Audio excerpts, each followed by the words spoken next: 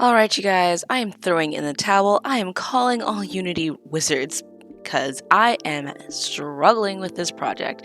So basically, this is the wings that I'm trying to animate. The easiest way of animating it is animating it through the shader itself, and that's why they are kind of like morphing out of her back, but that's not what I'm actually looking to do. So let me just remove that for you, and I'll show you what I'm trying to do actually. Alright, that's better now that it's no longer morphing out of her back. Let's go into the play mode and I will show you what I'm actually trying to do. So this is basically the animation that I have created for these wings. I like how it looks in Unity, but when I export this model out of Unity, still as a VRM file, these wings are static. So I'm trying to figure out what's going on. Is it because I didn't change now that I'm thinking about it, because right now it's positioned to static. Is it because I just didn't change this to something else?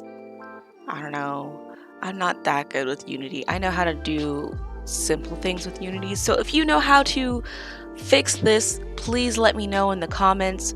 Tag me in a video or something because I am struggling here. So please help your girl out and I'll see you in the next one, hopefully. Thank you. Bye.